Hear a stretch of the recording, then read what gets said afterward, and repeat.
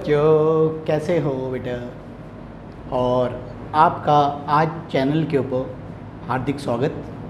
आप देख रहे हैं माइंड योर साइंस चैनल और मैं चंद्र प्रकाश आपके साथ केमिस्ट्री का जो पार्ट है शेयर कर रहा हूँ। और हम यूनिट पढ़ रहे हैं, कंटिन्यूड लेक्चर है, सरफेस केमिस्ट्री +2 क्लास की लेक्चर है ये। और कल हमने कुछ बातें और पढ़ाई थी, मैंने आपको एड्जॉर्प्शन के बारे में कि एड्जॉर्प्शन क्या होता है, कैसे होता है एड्जॉर्प्शन, क्या थी मैकेनिज़म्स। बहुत ही अच्छा वीडियो को पसंद किया, काफ़ी बच्चों ने देखा उसको और इससे पता लग जाता है कि व्यूअर्स से कि भाई बच्चों को जो टॉपिक्स है वो क्लैरिटी आ रही है। तो अपने आप +2 का भी रिज़ल्ट आ चुका है, बहुत बढ़िया रिज़ल्ट है। और सभी बच्चों को जिन्होंने +2 कर ली है इस चैनल को देख रहे हैं, मेरे एडमिशन के रिगार्डिंग मैंने उनकी वीडियोस बनाई हुई है। उनको सभी को, जो हरियाणा बोर्ड के हमारे बच्चे थे, काफ़ी ज़्यादा वो थी कि अब इनका पेपर होगा या नहीं होगा। कभी गवर्नमेंट कहती थी लेंगे पेपर, कभी कहते थे नहीं लेंगे, तो क्लैरिटी नहीं थी। तो कल जब रिज़ल्ट आया तो finally all the students are now been relaxed. अब वो टेंशन फ्री हो गए हैं और अगली क्लास की तरफ अपना प्रस्थान करने वाले हैं। तो सभी को, उन सभी को मेरी तरफ से, मेरी चैनल की तरफ से हार्दिक बधाई। और इसी मन से आपको मैं ये कहना चाहता हूँ कि जहाँ पर भी आप इसके बाद कैरियर चूज़ करें वो बेहतरीन कोर्स चुनें, जिससे कि आगे जो है आपके जॉब प्रोस्पेक्टस बढ़िया हो जाए। किसी ने कहा कि मैं ये ले रहा हूँ तो उसके साथ जाने की कोशिश न करें। आप अपना इंटरेस्ट देखें कि आपको किस चीज़ को करने में फ़ायदा है, वो देखना है आपने, अपने आप को अंडरस्टैंड करें। तो ये मेरी तरफ से, मेरी चैनल की तरफ से आपको ये बताया गया। अब मैं सीधा आपको आज टॉपिक पे चलते हैं। आज का जो टॉपिक रहेगा आपकी स्क्रीन के ऊपर है, मैं पढ़ देता हूँ। The difference between absorption and adsorption पहला टॉपिक रहेगा आज का। सेकेंड टॉपिक रहेगा पॉजिटिव एड्जॉर्प्शन क्या होती है और नेगेटिव एड्जॉर्प्शन क्या होती है। और तीसरा टॉपिक रहेगा factors affecting the rate of adsorption. तो आज हम 3 विषयों पे बातचीत करेंगे। पढ़ाऊँगा मैं आपको, 3 विषय हमारे रहेंगे।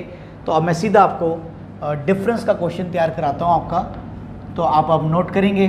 तो पहला आर्टिकल है, what are the difference between absorption and adsorption. तो first topic is today, what are the difference between absorption and adsorption.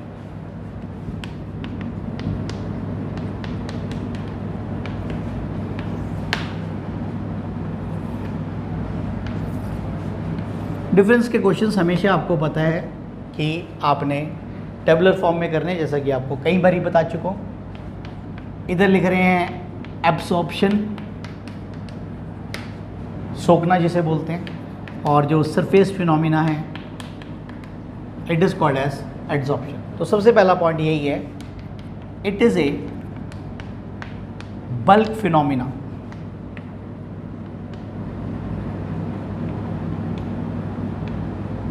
It is an bulk phenomena.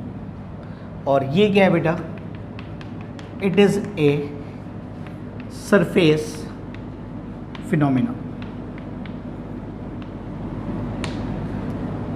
तो this is bulk phenomena, this is surface phenomena. इसमें क्या होता है, absorption में the rate of absorption is uniform throughout। जिसकी जैसे हम पानी के अंदर, जैसे मैं अपना ये रुमाल भिगो देता हूँ तो पानी इक्वली चारों तरफ इसको घेर लेगा, अंदर पेनिट्रेट हो जाएगा। तो इसकी जो रेट ऑफ एब्जॉर्प्शन है वो क्या रहती है, यूनिफॉर्म। एब्जॉर्प्शन के बारे में the rate of adsorption is high at the beginning and then it decreases.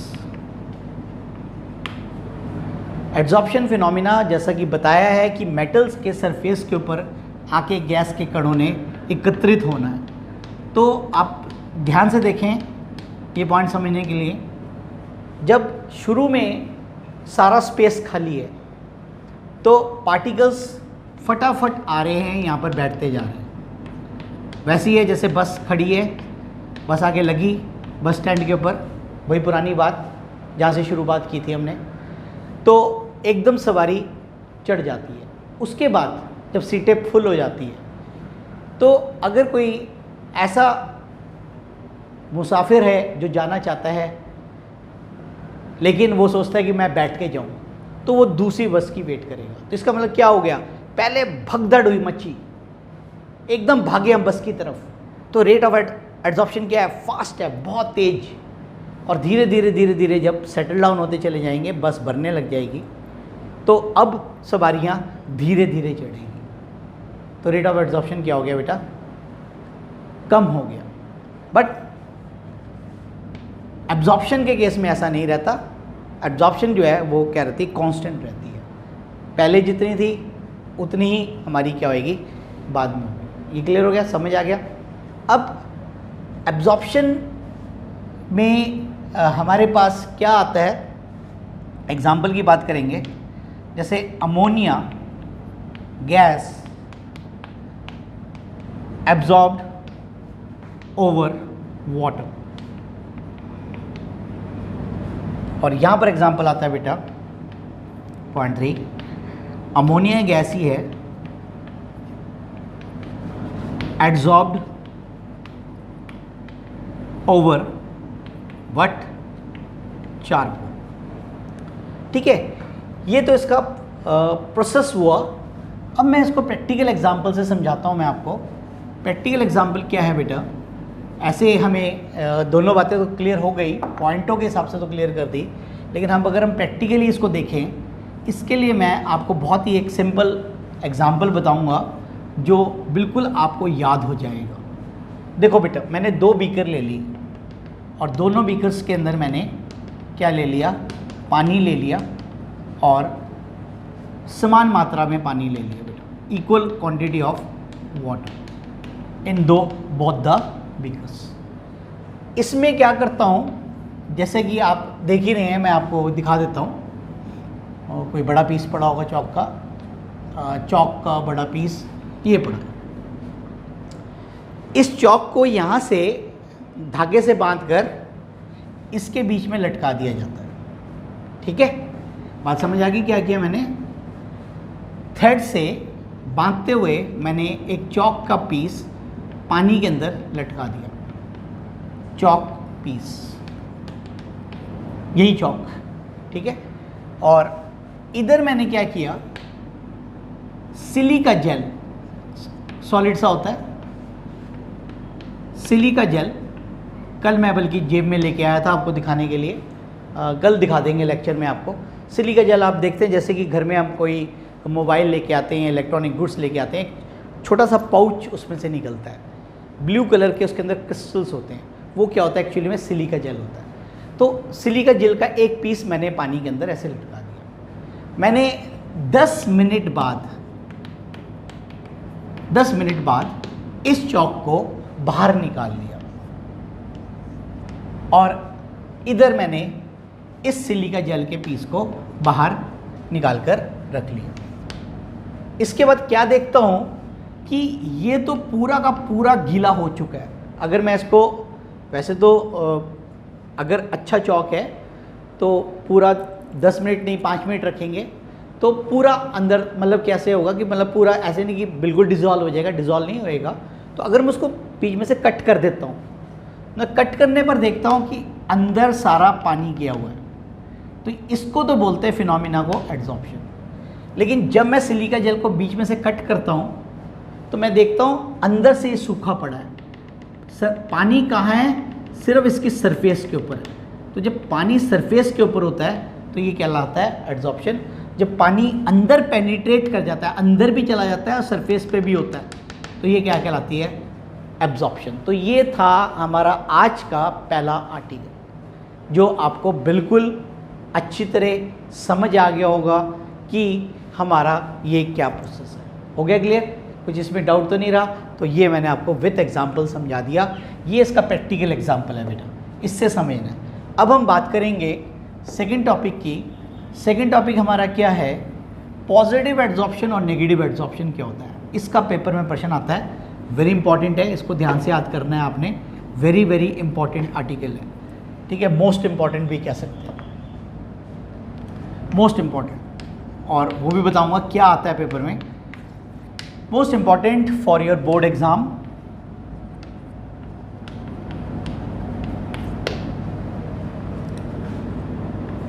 पहले सबसे पहले बात करेंगे पॉजिटिव एड्जॉर्प्शन की बेटा।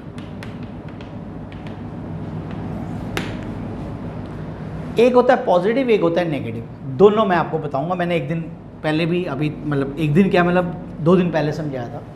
दोबारा हम अपने एग्जाम्पल पे आते हैं। ये मेटल सरफेस है, मैथमेटिकली समझेंगे इसको बेटा। और ये हमारे गैस के कण हैं, गैस के पार्टिकल्स हैं, कण हैं, जो मर्जी आप कह लो, एटम्स, मॉलिक्यूल्स, आयंस, ये गैस के पार्टिकल्स हैं, गैस मॉलिक्यूल्स हैं। अब इसको मैंने बताया मैथमेटिकली समझेंगे, बहुत ही आसान टॉपिक है। क्या कि बेटा मैं कहता हूँ कि 100 पार्टिकल्स गैस के हैं बेटा, 100 में से 80 यहाँ पर आ जाते हैं, 80 आ जाते हैं। कितने जी? 80। तो concentration at the surface is more than as compare to bulk. यहां कितने रहेंगे बच्चों? 20। तो जब सरफेस के ऊपर कंसंट्रेशन ज़्यादा होती है तो उसे हम क्या बोलते हैं? Positive adsorption. अब इसका उलट नेगेटिव।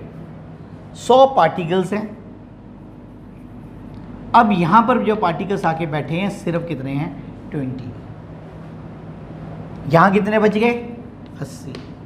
तो at the surface the number of particles are less as compare to bulk. तो ये क्या कहलाएगी? नेगेटिव एड्जॉर्प्शन कहलाएगी। क्या कहलाएगी बेटा? Negative adsorption. अब पेपर में पॉजिटिव नेगेटिव एड्जॉर्प्शन कभी नहीं आया है, इसका एग्जाम्पल पूछा जाता है।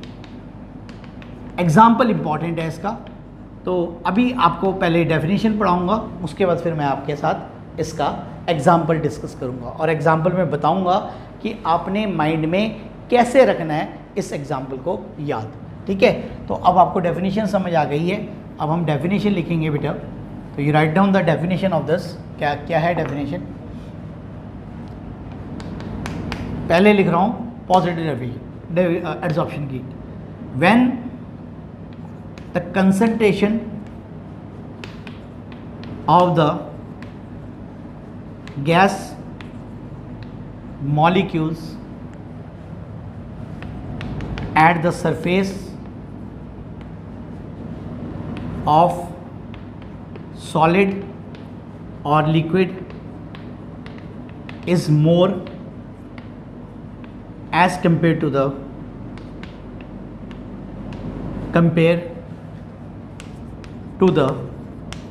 bulk, as compared to the bulk, then it is said to be positive deviation। उसको क्या कहते हैं? Positive deviation. एग्जाम्पल है बेटा, concentrated KCl solution shaken with mix किया गया चारकोल। तो जब कंसंट्रेटेड KCl होगा, अंडरलाइन कर रहा हूँ, या कोई भी कंसंट्रेटेड केमिकल होगा, कोई भी अदर केमिकल भी हो सकता है, KNO3 हो सकता है।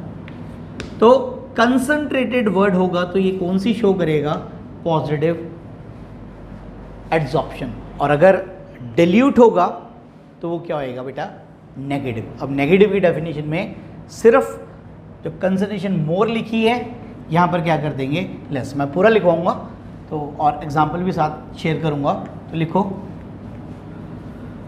Now will writing the definition of negative adsorption. तो ये क्लियर हो गया होगा, आपको समझाया था मैंने। When the concentration of the gas molecules, when the concentration of the gas molecule is less at the surface of solid or liquid as compared to bulk, then it is said to be negative adsorption। तो क्या कहा जाता है, negative adsorption. तो example है dilute KCl shaken with charcoal. तो जहाँ पर भी बेटा डिल्यूट शब्द आएगा, कोई भी केमिकल हो सकता है, मैं अंडरलाइन कर रहा हूँ, तो डिल्यूट शब्द किससे रिलेटेड है बेटा, नेगेटिव एड्सॉर्प्शन से। तो ये था हमारा आज का सेकंड आर्टिकल, जो आपको बिल्कुल अच्छी तरह क्लियर हो गया होगा। तो ये एग्जाम्पल मैंने बताया, वेरी वेरी इंपॉर्टेंट। अब तुम सोच रहे होंगे कि सर क्वेश्चन कैसे आएंगे पेपर में, वो भी बताना बहुत ज़रूरी है।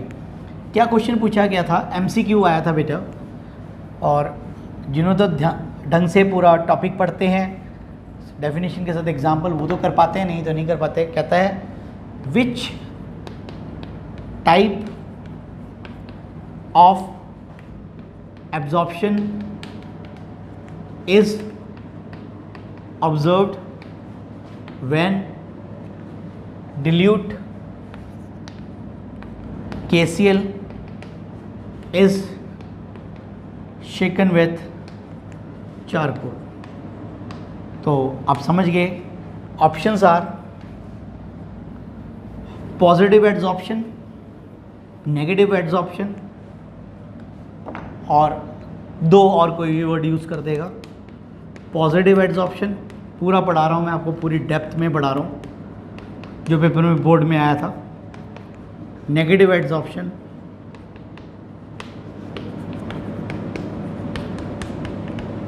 और इसी के साथ ही जानबूझ के बदल देगा।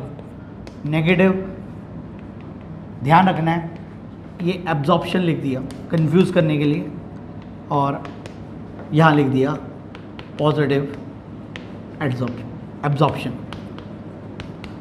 तो ये चार ऑप्शंस दिए हुए। तो मैंने आपको बताया कि आपको ये शब्द पकड़ना है, डिल्यूट।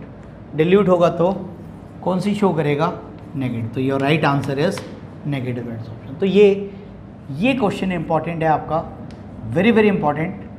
डेफिनेशन नहीं आई है कभी एड्सॉर्प्शन फिजिकल की, लेकिन इसके एग्जाम्पल से क्वेश्चन बना हुआ। तो अब होप ये आपको बिल्कुल क्लियर समझ आ गया होगा। Now will discuss the third article. Third article भी बिल्कुल सिंपल है और आसान है, बिल्कुल आपके साथ शेयर किया जाएगा। क्या आर्टिकल है,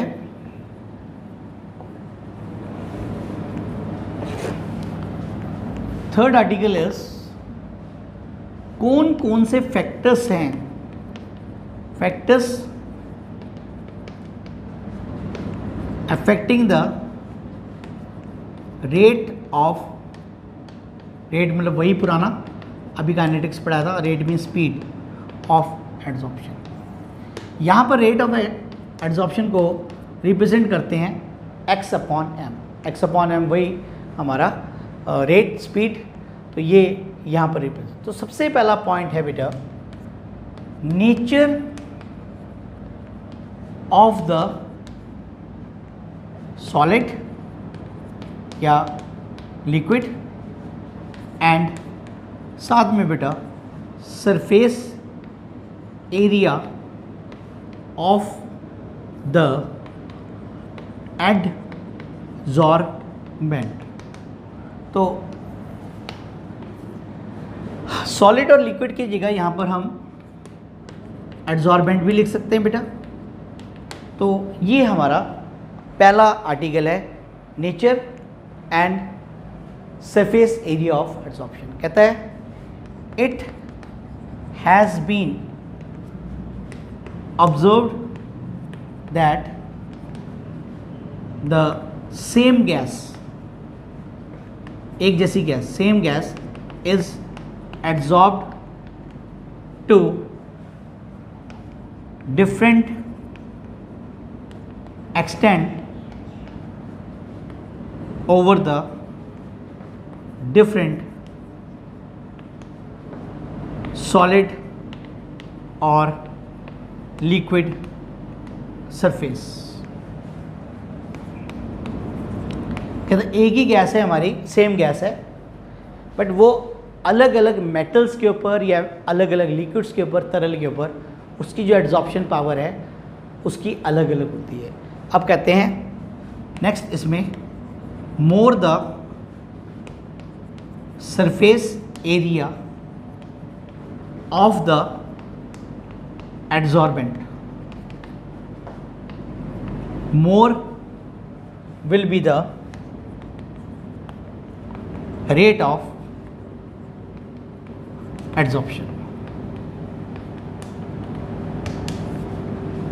रेट ऑफ एड्जॉर्प्शन। लेकिन इसमें एक पॉइंट बहुत इम्पॉर्टेंट है, अभी बताते हैं, अभी बताऊंगा। इसमें पहले थोड़ा सा इसमें एग्जांपल लिख लेते हैं कि जनरली हम क्या यूज़ करते हैं एड्जॉर्बेंट और क्यों यूज़ करते हैं बेटा।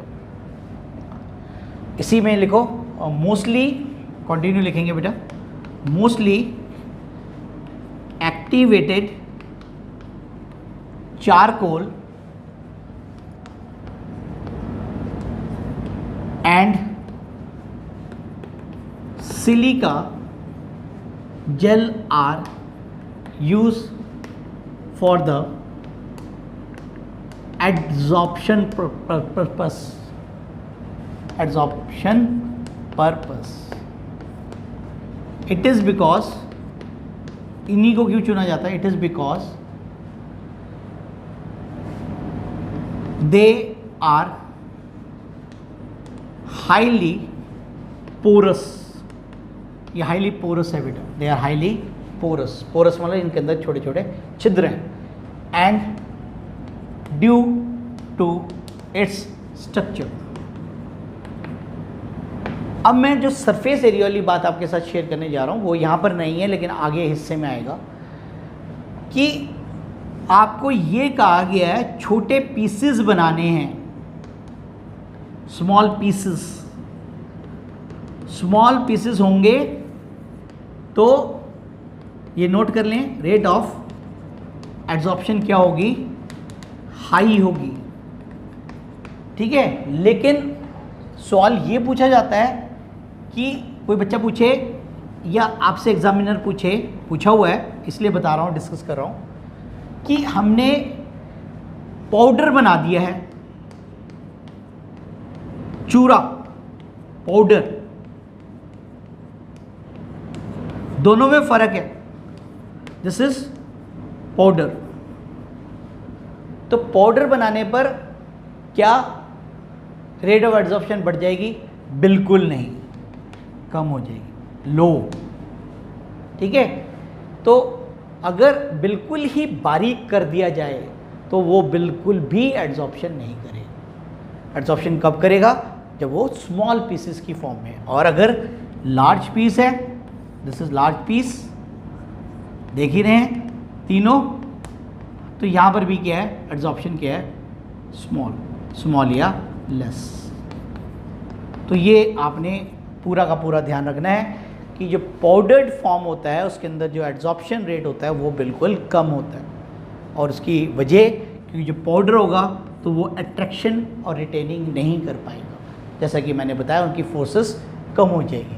तो ये था हमारा पहला पॉइंट जो कि आपने देखा, nature of adsorbent that is solid या लिक्विड, और उसके साथ अटैच है बेटा सरफेस एरिया।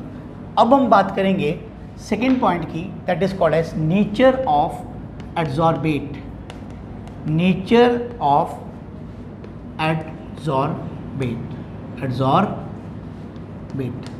एड्सॉर्बेट की बात करेंगे। ठीक है, अब ये कैसे कहते हैं, डिफरेंट गैसेस बेटा, different gases has different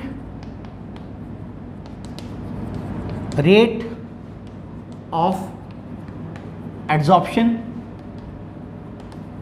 over the surface of given adsorbent, given surface of adsorbent। Gas की नेचर के ऊपर डिपेंड करता है कौन सी गैस कैसी है। कुछ गैसेस की पकड़ ज़्यादा होती है, कुछ गैसेस की पकड़ कम होती है। तो जो हमारे इजीली लिक्विफाइएबल गैसेस होती हैं जिन्हें हम लिक्विड में बदल सकते हैं, easily liquefiable gases are having more rate of what adsorption as compared to the permanent gases.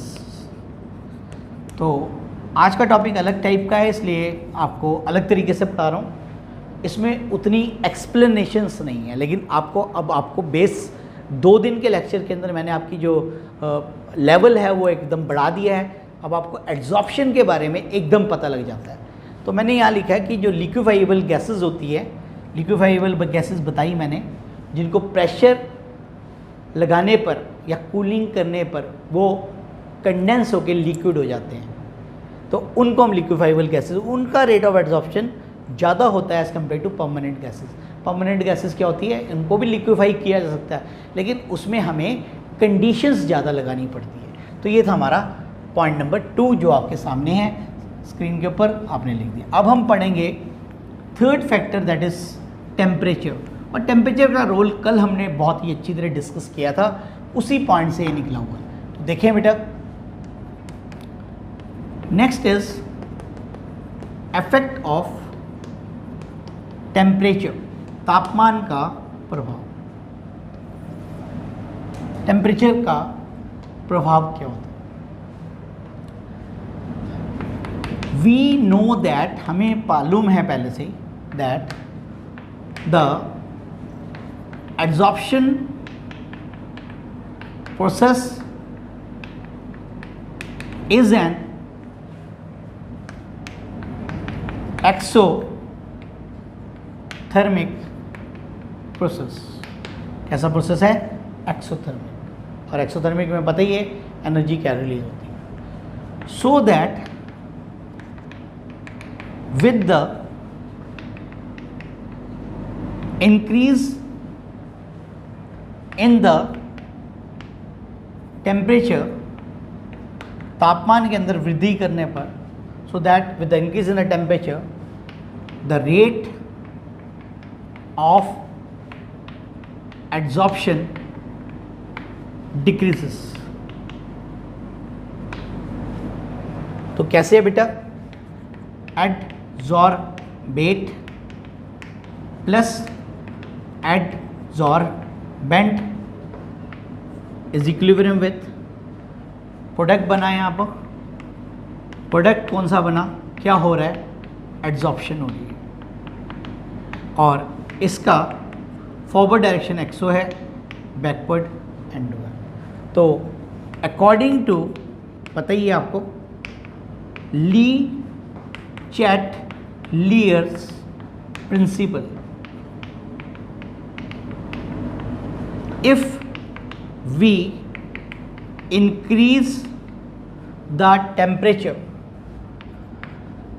अगर हम तापमान में बढ़ोतरी करेंगे, if we increase the temperature then the rate of adsorption will decrease, क्या हो जाएगी, कम। क्यों? As the equilibrium shift in the backward direction decreases, क्यों? एज द इक्विलिब्रियम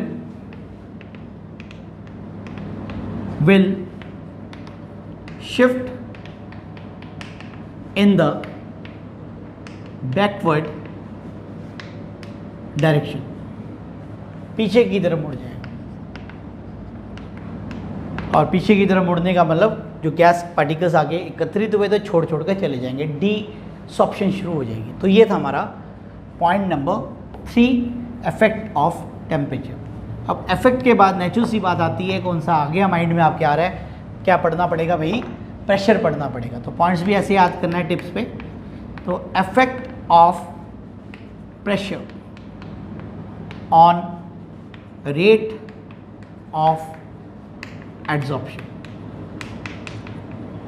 ठीक है, बिल्कुल आसान टॉपिक है। और इसमें ये क्या कहता है, with the increase in the pressure the rate of adsorption also increases। इसका मतलब डायरेक्टली प्रोपोर्शनल रिलेशन है, also increases। अगर हम प्रेशर में वृद्धि करते हैं तो रेट ऑफ एडजॉर्प्शन क्या हो जाता है, बढ़ जाता है। Generally at low temperature the rate of adsorption of the same gas is more as compared to the gas at high temperature। तो जैसे जैसे तापमान के अंदर वृद्धि होती है तो रेट ऑफ एडजॉर्प्शन क्या होता है, कम हो जाता है। तो इसके लिए हम एक ग्राफ बनाएंगे और प्रेशर का इसका जो रिलेशन है वो आपको समझ आ गया है, मैं लिख भी देता हूँ, याद भी रहेगा, डायरेक्टली प्रोपोर्शनल। तो कैसे लिखेंगे बच्चों, rate of is proportional to what, pressure. ठीक है, अब हम नाइट्रोजन गैस का इन्होंने डाटा दिया हुआ है अलग अलग तापमान के ऊपर, तो कर्व बनाऊंगा मैं आपके सामने, तो आपको बिल्कुल क्लेरिफाई हो जाएगा कि भाई कैसे करना है। तो यहाँ पर हम ले रहे हैं एक्स एक्सिस पे आपने लेना है बच्चों प्रेशर, और वाई एक्सिस पे नेचुरल सी बात ही समझ गए, rate of adsorption, rate of adsorption.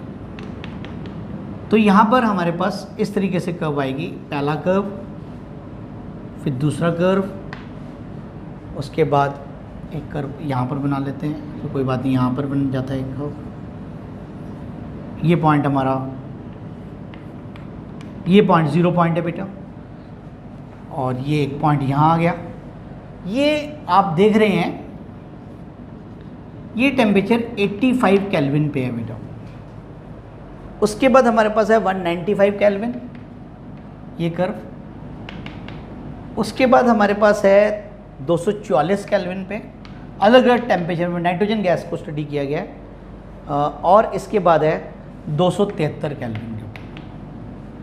तो जैसे जैसे तापमान बढ़ता जा रहा है, अब आप देख रहे हैं रेट ऑफ एडजॉर्प्शन वो क्या होता जा रहा है, घटता जा रहा है। तो ये स्टडी ऑफ लिखो, this graph between rate of adsorption versus pressure is shown for the nitrogen gas. 1 gram of nitrogen gas is absorbed over the surface of charcoal. तो उसमें ये देखने को मिला कि जैसे जैसे तापमान बढ़ रहा है तो तापमान के साथ प्रेशर भी बढ़ा रहे हैं, तो लेकिन रेट ऑफ एब्जॉर्प्शन क्या होता जा रहा है, घटता जा रहा है। तो ये आपने कर्व अलग एक्सप्लेन करना है। तो ये था हमारा पॉइंट नंबर 4 जो आपके साथ मैंने डिस्कस किया। अब हम बात करेंगे लास्ट पॉइंट की, फिफ्थ पॉइंट। फिफ्थ पॉइंट हमारे पास क्या है बेटा,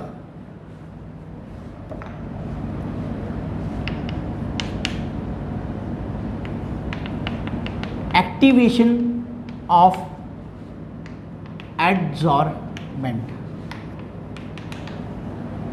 एक्टिवेशन ऑफ एडजॉर्बेंट। एक्टिवेशन की बात मैंने पहले भी बताई है काइनेटिक्स में, किसी को उत्साहित कर देना, ठीक है, थोड़ा सा किसी की तारीफ कर देते हैं तो वो उसको क्या कहते हैं, उत्साहित कर दिया जाता है कि तू बहुत अच्छा पढ़ता है, तो उसकी अच्छी क्वालिटीज़ को बतानी, तो वो एक्टिवेट हो जाएगा। और एक्टिवेशन एनर्जी भी इसी तरीके से लिफ्ट करना किसी को, ठीक है, तो उसको कहते हैं एक्टिवेशन।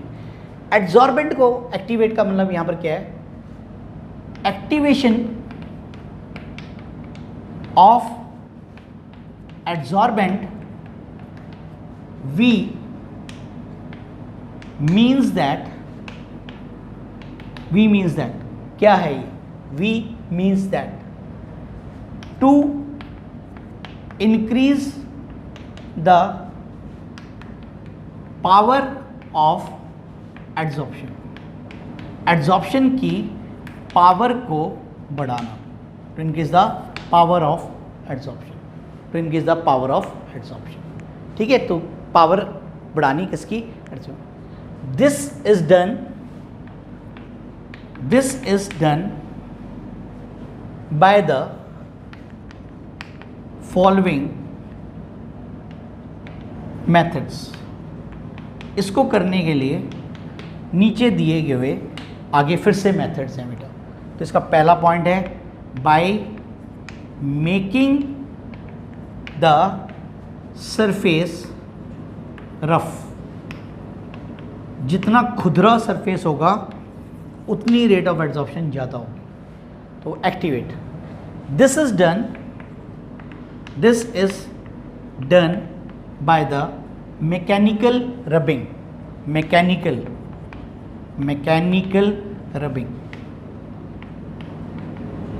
और by the action of some acid और बेस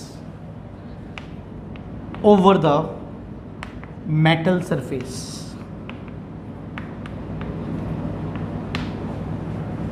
तो ये पॉइंट नंबर 1 है, by making the surface rough.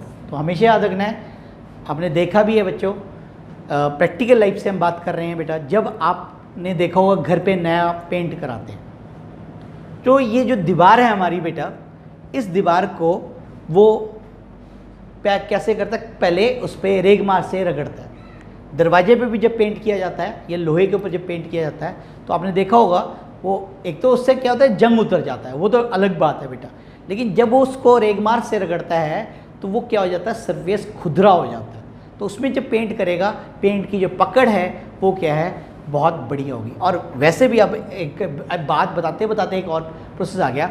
अगर तुम्हें लाइफ में वैसे देखना है कि एड्जॉर्प्शन कहाँ हुआ है, तो बहुत ही आसान एग्जाम्पल है क्या, कि आप दरवाजे का पेंट देखो भाई, ठीक है। मैं अभी कैमरा लेके उधर घुमा के दिखा सकता हूँ कि ये दरवाजा को जो पेंट किया, आप एक लकड़ी लें, समझ आ रही है बात, एक लकड़ी लें, लकड़ी के ऊपर पेंट कर लें और उसको सुखा लें, ठीक है। और सुखाने के बाद 1 दिन या 2 दिन बाद सूख जाएगा।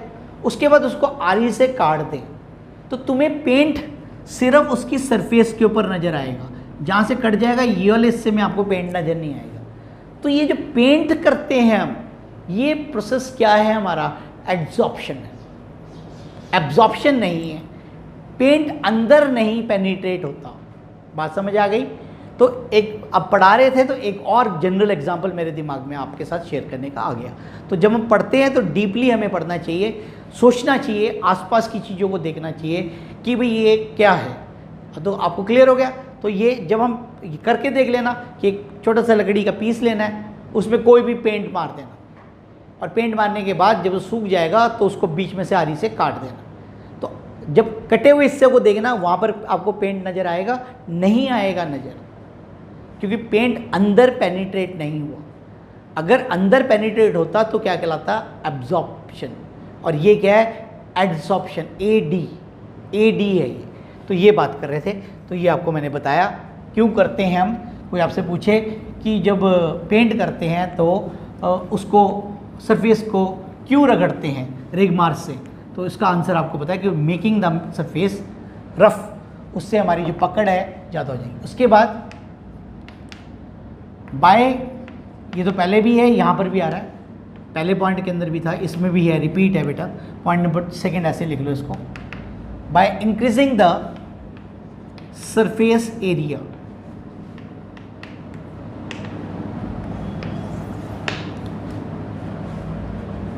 the rate of adsorption is being increased by increasing the surface area. More the surface area, comma, more will be the rate of adsorption. Rate of adsorption. और लास्ट पॉइंट है, ये मैंने वैसे ही चर्चा की थी आपके साथ, we activated the adsorbent by the, we activate the adsorbent by, क्या करते हैं, by ऐड करते हैं इसके अंदर, by heating the adsorbent with super heated steam at temperature 1673 to 1273. It, ऐसा करने पर क्या होता है? It removes the all the gases present, all the gases present in it and make it empty, और खाली कर देता है, so that the rate of adsorption will increase. So the power of adsorption will increase. तो उसकी जो power है बेटा वो एड्सॉर्प्शन की क्या हो जाएगी? बढ़ जाएगी। तो ये था आज का topic, last topic, factors affecting rate of adsorption. तो अब होप आपको बिल्कुल टॉपिक बिल्कुल क्लियरिटी से समझ आया होगा और बिल्कुल बढ़िया ढंग से आपके मैंने नोट्स प्रिपेयर कर दिए। जो भी बच्चा इस चैनल को देख रहा है, मुझे नहीं लगता उसको केमिस्ट्री कहीं और जाके पढ़ने की ज़रूरत पड़ेगी, ठीक है। और उसको केमिस्ट्री घर बैठे उसको नोट्स मिल रहे हैं और सिर्फ थोड़ी सी उसको मेहनत करनी पड़ेगी, लेबर करनी पड़ेगी, ठीक है, उसको ये सब लिखने में। थोड़ी सी जिन बच्चों को मैं फिर कहता हूँ कि थोड़ी सी बच्चों की अगर मीडियम की प्रॉब्लम है, क्योंकि देखो हिंदी में तो मैं पढ़ा रहा हूँ लेकिन रिटन मेरा जो है जो लेक्चर देने का है वो हिंदी में नहीं मैं दे सकता, क्योंकि हिंदी में मटेरियल नहीं लिखा जा सकता, तो मटेरियल हमें इंग्लिश मीडियम ही अप्लाई करनी है। इंग्लिश मीडियम है हमारी साइंस, तो ये थोड़ी बहुत हो सकता है किसी बच्चे को जो हो सकता है यूपी बिहार में अगर मेरी वीडियोस देख रहे हैं तो उनको अगर दिक्कत आएगी तो थोड़ा सा वो मुझसे पूछ सकते हैं कि सर ये वर्ड्स हमें समझ नहीं आए, तो I will explain them by the comment box में एक्सप्लेन करूँगा। तो आप वीडियो को देखते रहें, समझते रहें और चैनल के साथ साथ आप भी आगे बढ़ते रहें। और इसी के साथ ही आप सभी को मेरी तरफ से शुभकामनाएं, शुभ दिन और धन्यवाद आपको चैनल देखने के लिए। धन्यवाद।